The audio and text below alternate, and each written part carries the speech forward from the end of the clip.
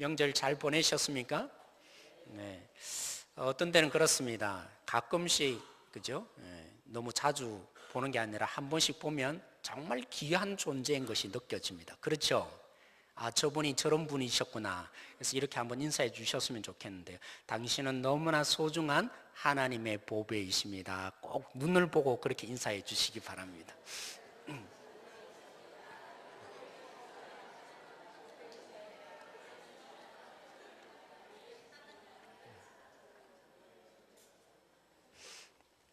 네, 오늘 우리가 말씀을 듣고 하나님이 우리를 향해서 너는 나의 보배다 하는 주님의 음성이 들려지기를 원합니다.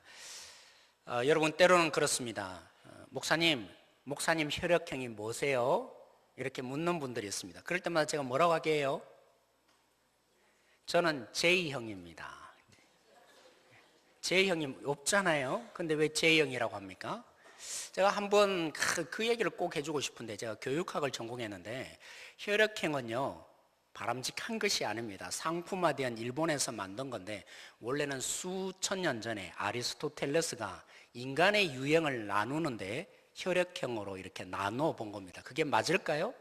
적어도 3,000년 전에 했던 얘기를 가지고 지금 상품화 시켜서 일본에서 했는 가지고 누구는 B형이니까 B형은 나쁜 남자라 그럽니까? 뭐 그런 사람이다. 뭐 O형은 천재이거나 아니면 바보다. 뭐 그죠? 이렇게 가끔은 규정을 합니다. 원래 이러려고 했던 건 아닌데 우리는 그 규정을 왜 합니까? 누구는 A형이다 하면 그 A형의 특징이 있잖아요. 그러면 이름을 그냥 부르는 것보다, 서은철 이렇게 부르는 것보다도 이분은 J형이다, 그러면 이런 특성이 있는 존재다, 조금 더 이해하기 쉽잖아요. 그렇죠? 맞습니까? 네, 그런 것처럼 오늘 성경에도 보면 예수님이라고 하면 너무 어렵잖아요. 그래서 종종 다른 용어를 통해서 예수님을 소개하고 정의를 할 경우가 종종 있습니다. 요한복음이 바로 그렇습니다.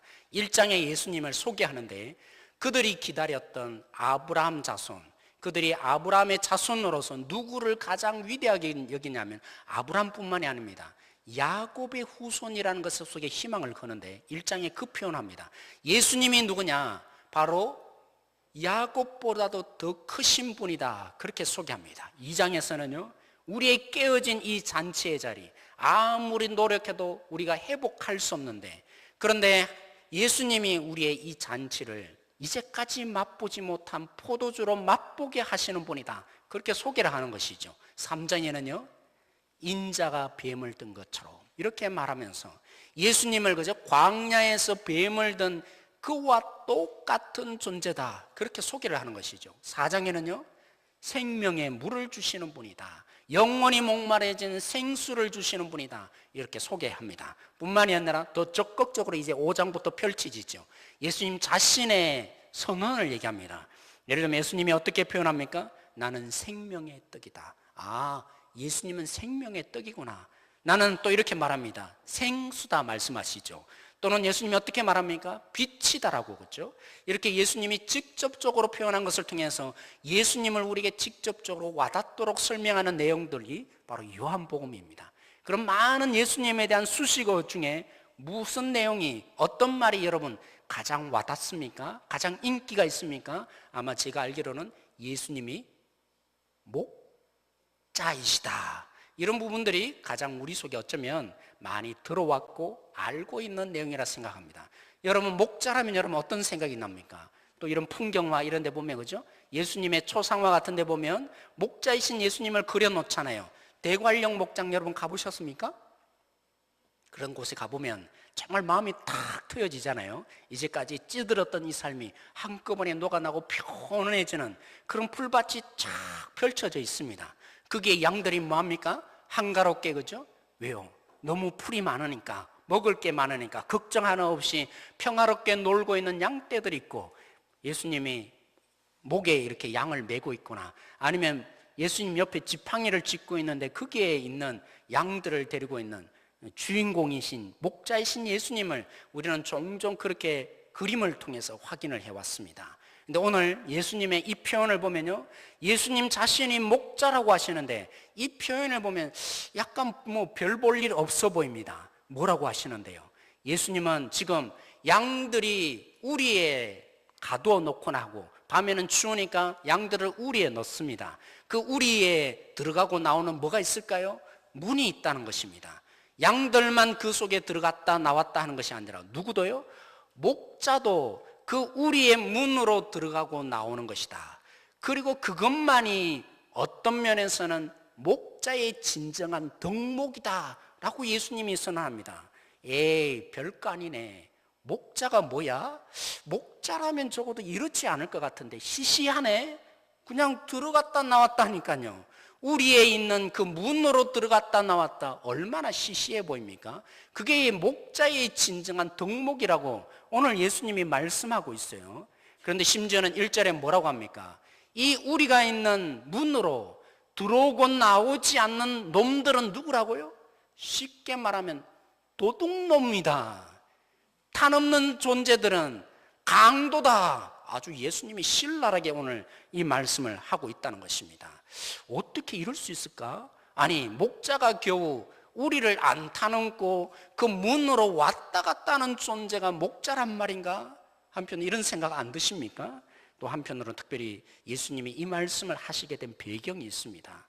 하나님이 이스라엘 백성들을 바라보면서 너희들이 어찌하여 나를 버리고 우상을 섬기고 너희 마음대로 살고 이렇게 타락하고 사람들을 괴롭히고 사느냐, 이렇게 책망을 하시기도 하셨지만 이 이스라엘 백성들이 눈이 감겨 있어서 또 눈이 너무나 연약해서 뭐가 진짜인지 무엇을 따라가야 될지 원래는 잘 모르는 양일 뿐이다. 그래서 1차적인 책임이 무리인 이스라엘 백성들이 아니라 누가 책임이라는 것입니까? 이스라엘 백성들이 이토록 타락하고 이스라엘 백성들이 하나님의 백성으로 살아가는 근본적인 가장 1차적인 책임이 이스라엘 백성들 너희들 때문이 아니다. 누구 때문이라고요? 하나님이 정말 한치도 내다볼 수 없고 뭐가 빛인지를 제대로 볼 수 없는 양과 같은 존재가 이스라엘 백성들이기에 그들을 위해서 하나님이 세우신 제사장과 선지자와 그리고 왕, 너희들이 목자 역할을 제대로 못해서 이런 일이 발생한 것이다. 에스겔 선지자가 외쳤던 것입니다.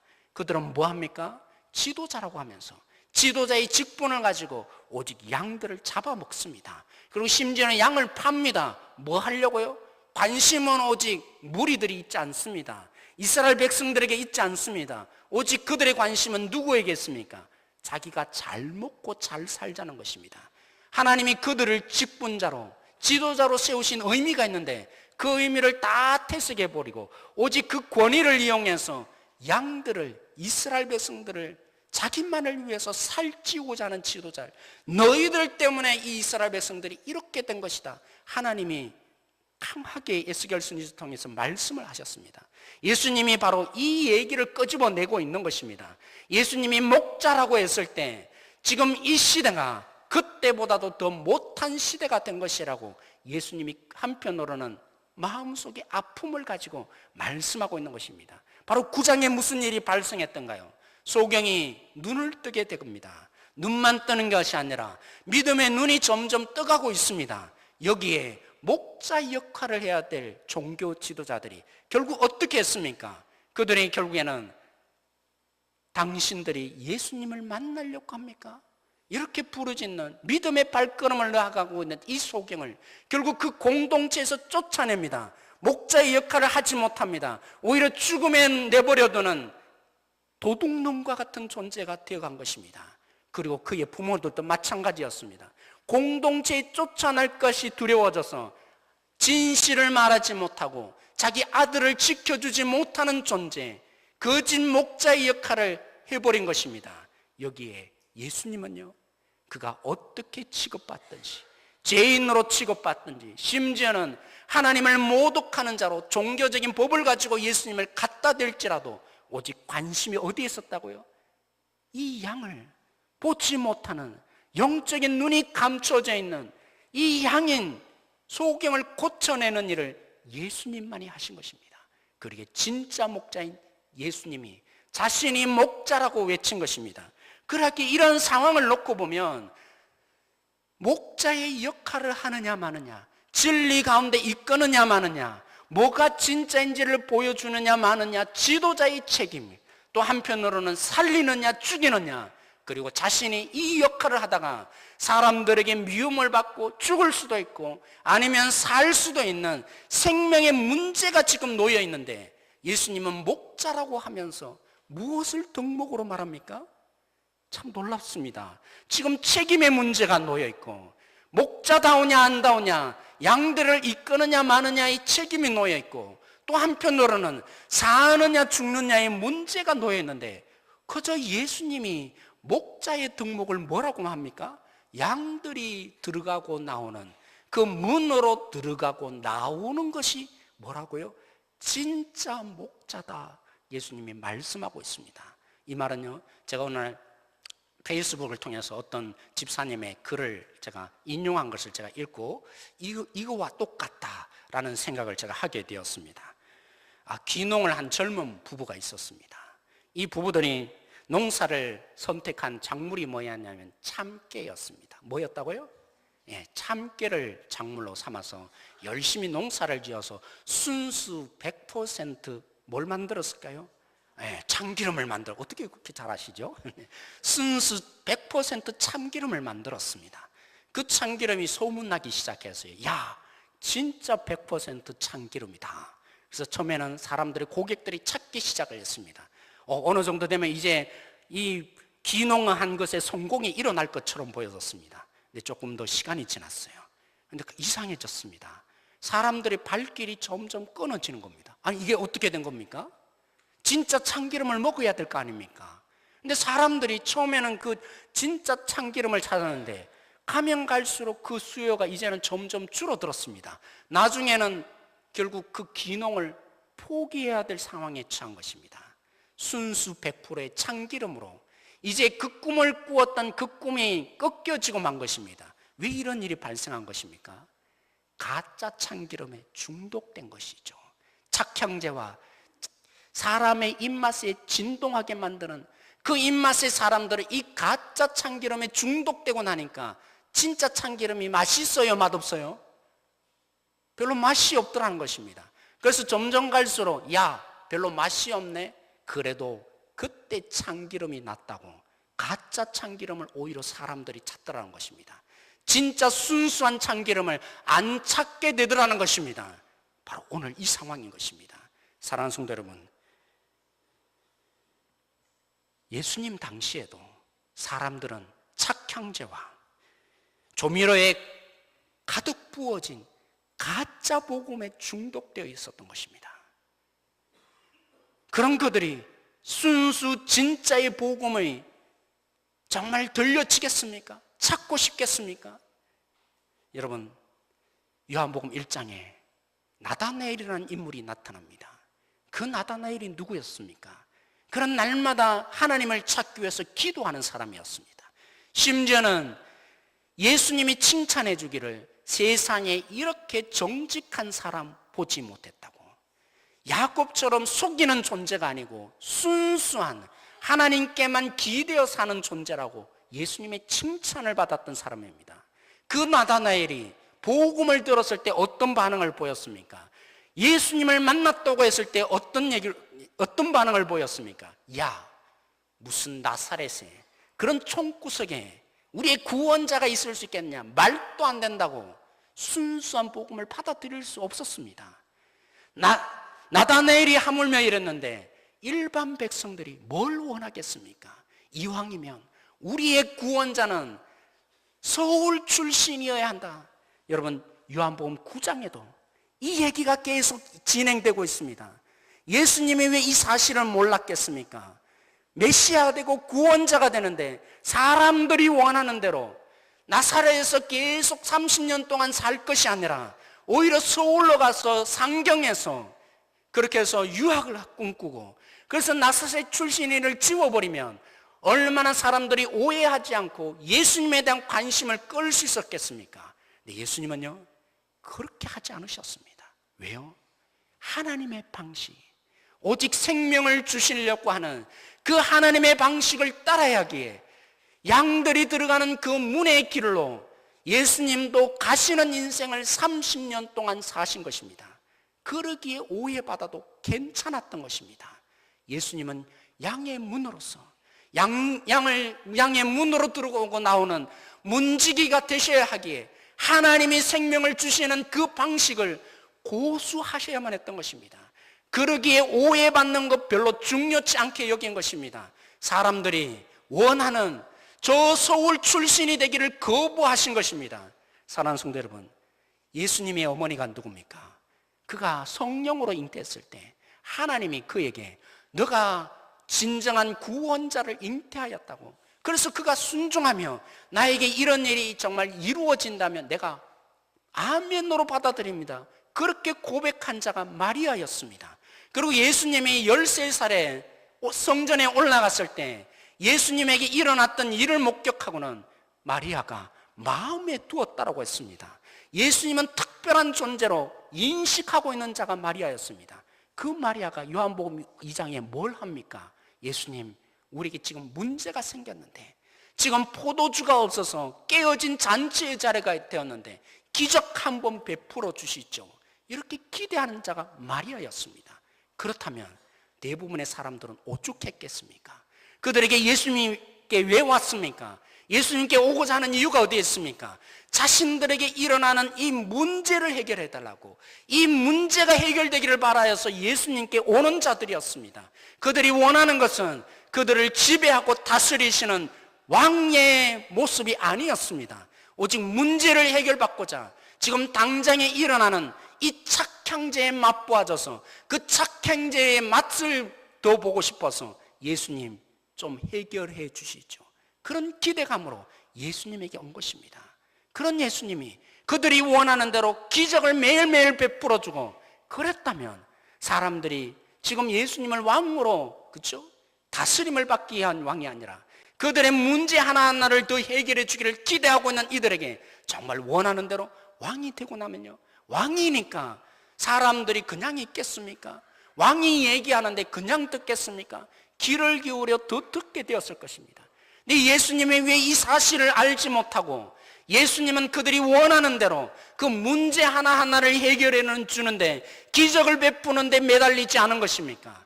예수님은 목자셔야 하기 때문입니다. 오늘 하나님이 세우신 그 문으로 나와야만 그들을 생명의 꼴로 인도해 줄 수 있으니까, 영원히 목마르지 않는 생명의 물을 줄 수 있으니까 예수님은 그들이 원하는 왕이 되기를 거부하시고 숨바꼭질의 명수가 되실 수밖에 없었던 것입니다. 하나님이 원하시는 그 방식에 서 있어야만 그들을 진실로, 생명을 진실로 줄 수 있는 목자가 될 수 있기에 사람들이 불평불만하며 당신으로는 안 되겠다고 떠나간다 할지라도 예수님은 계속 그 자리를 고수하신 것입니다. 예수님께 찾아온 자들이 예수님의 말씀을 듣고 왜 몰랐겠습니까? 당신의 말씀은 너무 어렵다고, 이왕이면 유치원 수준으로 좀 더 쉽게 그들의 마음에 와닿도록 좀 더 편하게 신앙생활할 수 있도록 만들어주면 얼마나 더 많은 사람들이 예수님께 나올 수 있지 않겠습니까? 그들이 불평불만합니다. 당신의 말은 너무나 알아듣기 어렵다고. 그래서 그 무리들이 예수님을 떠납니다. 그래서 예수님 뭐라고 했던가요? 제자들아, 너희들도 나를 떠나려고 하느냐? 예수님은요, 아셨던 것입니다.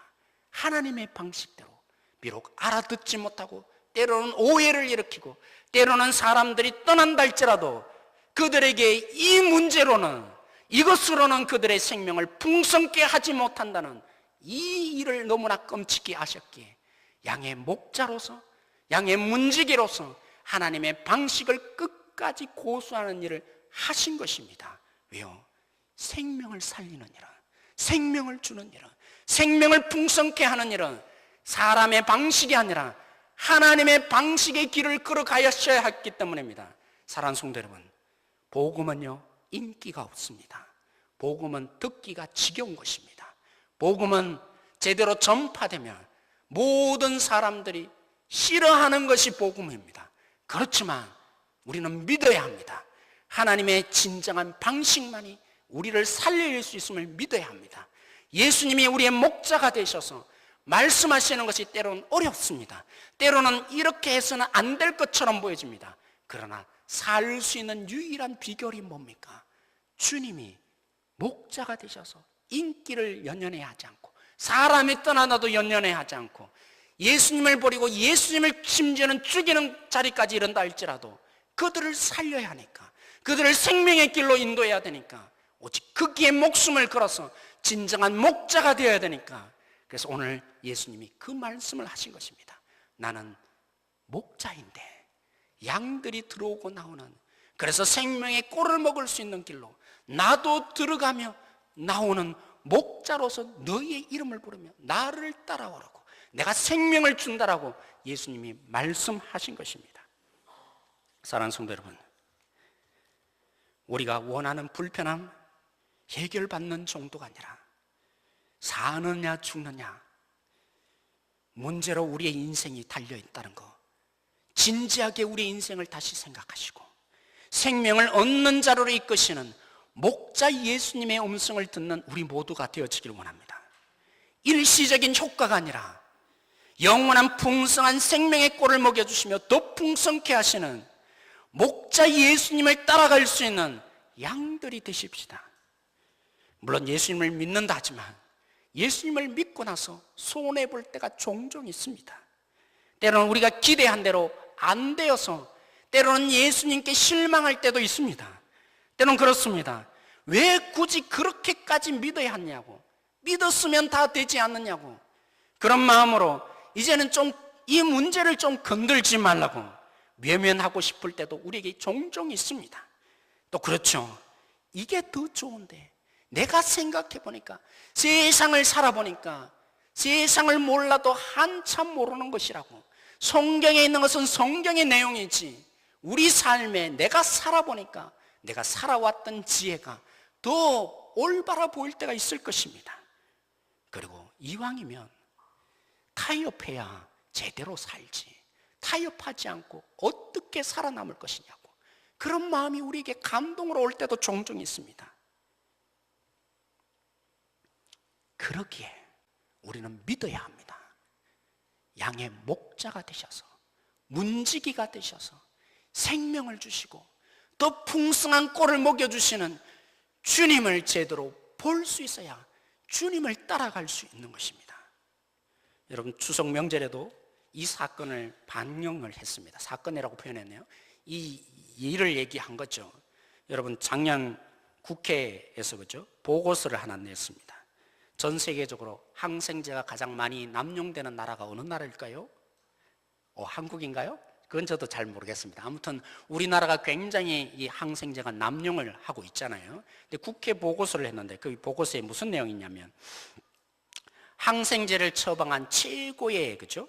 최고치를 기록한 의원 10군데 가운데 6군데가 소아과였다는 겁니다. 어디가 제일 많이 처방을 했다고요? 예, 항생제를 처방한 비율적으로 따지면 최고치를, 항생제를 처방하는 병원들 있지 않겠습니까? 그 병원들 중에서도 어느 과가 제일 많이 처방했냐면 6군데가, 10군데 중에 6군데가 소아과였다는 것입니다.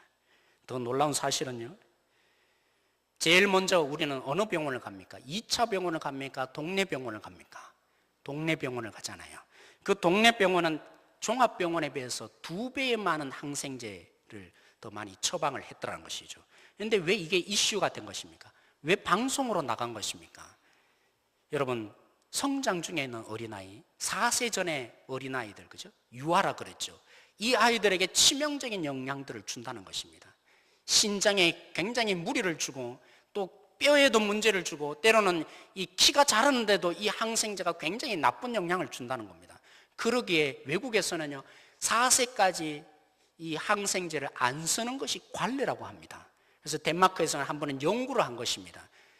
항생제를 한 번이라도 쓴 아이와 4세까지 한 번으로도 안 쓴 아이를 두 분류로 해서 이렇게 조사를 해봤는데, 쓴 아이들이 안 쓴 아이에 비해서 과민성 대장증후군의 발생률이 80%가 많았다는 것입니다. 그리고 만성 염증 장질환이 3.5배가 많았다는 것이죠. 뭘 썼어요? 항생제를 투여했어요. 물론 때로는 그렇습니다. 항생제 전혀 안 쓸 수는 없습니다. 그렇지만 감기임에도 불구하고 항생제를 왜 쓰는 것입니까? 가만히 보니까 엄마들이 원하는 건 뭡니까? 빨리 낫게 하는 것이 원하는 겁니다. 엄마의 바람이 뭡니까?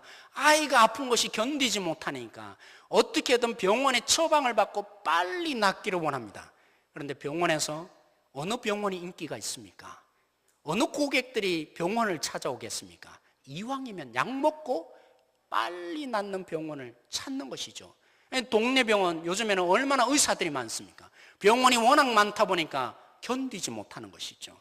뻔히 알며도 불구하고 항생제를 투여하고 더 독성이 강한 항생제를 쓰면 병원의 인기가 올라가니까, 그러니까 그 선택을 나름대로 할 수밖에 없는 것이죠. 저도 나름대로 충분히 납득이 간다고 생각합니다. 사랑하는 성도 여러분, 우리가 누굽니까? 우리는 누구입니까? 우리는요, 생존을 위해서 사는 존재가 아니라 생명을 주신 예수님으로 인해서 사는 존재입니다. 그러기에 우리는 할 수 있는 것입니다. 뭘요? 일반적으로 효과를 조금 더 나게 하고 조금 더 빨리 진행되게 만드는 일시적인 효과를 위해서 우리가 이 일해서는 안 될 것입니다. 왜요? 목자이신 예수님을 우리가 만났기에 그 목자이신 예수님이 오로지 관심 있는 것은 생명이기 때문입니다. 생존의 문제가 아니라 생명을 살리고 그들에게 더 풍성한 생명의 꼴로 먹이기 위해서 예수님이 때로는 오해도 받으시고 인기가 없어질다 할지라도, 심지어는 그를 죽인다 할지라도 그 십자가의 길을 예수님은 묵묵히 가신 것입니다. 그게 뭐라고요? 양의 문으로 내가 나오고 들어가느니라. 그러므로 내가 진짜 목자이니라. 그 목자이신 예수님을 우리가 만나지 않았습니까? 목자이신 예수님을 우리가 고백하고 있지 않습니까? 그러기에 우리도 할 수 있는 것입니다. 생존을 위해서 세상에 사는 것이 아니라 생명을 살리기 위해서 한 영혼 한 영혼을 바라볼 수 있는 것입니다. 때로는 우리는 분노해야 합니다. 때로는 우리는 칭찬해야 합니다. 때로는 우리는 여러 가지 조직적인 체계를 갖추고 때로는 교회 속에 행사도 해야 합니다. 내 목적은 어디에 있습니까? 생존이 아니라 생명을 위해서 목숨 거는 것입니다. 생명을 낳을 수만 했다면, 저 영혼이 살 수만 했다면 나를 어떤 가치로 취급하든지 어떤 존재로 여기든지 괜찮아지는 것입니다. 왜요? 목자이신 예수님을 만났기 때문입니다. 그러므로 오늘 우리 교회가 생명을 위해서 목숨 걸 수 있는 교회가 되어지기를 원합니다. 생명을 위해서라면 우리 속에 때로는 부족함이 조금 보이고 때로는 순서가 조금 잘못되어지고 때로는 사람들이 어떻게 보느냐, 그건 아무것도 아닌 것이죠. 왜요? 교회의 존재의 목적은 예수님을 따라가는 양들이 모인 곳이기 때문입니다. 우리가 왜 예수님을 믿고 있습니까?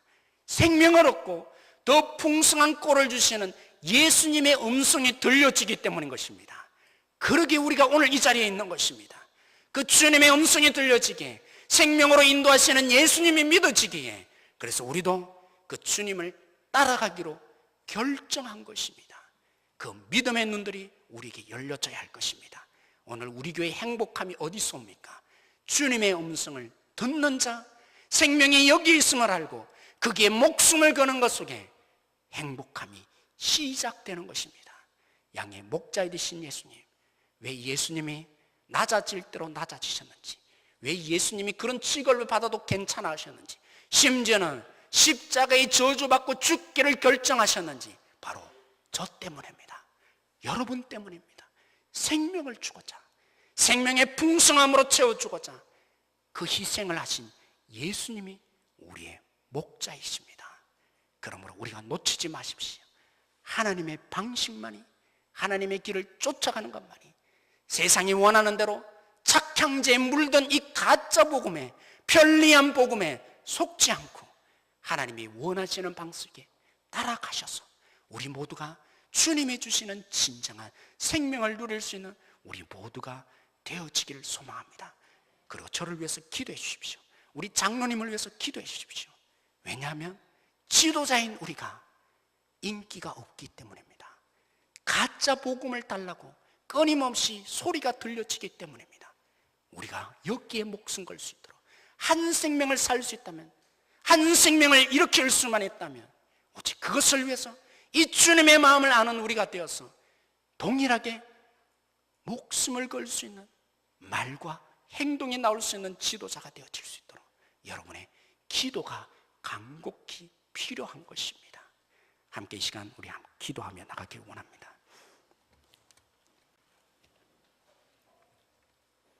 오늘 말씀으로 우리 함께 기도하십시다. 하나님, 나는 눈이 어둡습니다. 하나님, 나는 제대로 볼 수 없는 양이기에 인정합니다. 그러기에 나에게 목자이신 주님의 음성을 들려달라고. 세상에 무수한 소리들이 있습니다. 따라오라고 하는 거짓된 복음의 메시지들이 너무나 많이 있습니다. 이런 속에 주님이 우리 가운데 진실로 생명의 능력으로 채워주시기에 주님이 가라고 하는데 갈 수 있으며 주님이 부르시는 곳에 설 수 있는 목자의 음성이 들려지기를 원합니다. 그리고 주님의 말씀만이 우리를 살릴 수 있음을 우리가 믿음의 눈을 열게 해달라고, 우리 교회가 하나님의 방식대로 무릎 꿇는 교회가 되기 위해서 기도의 불길들이 일어나게 해주십시오.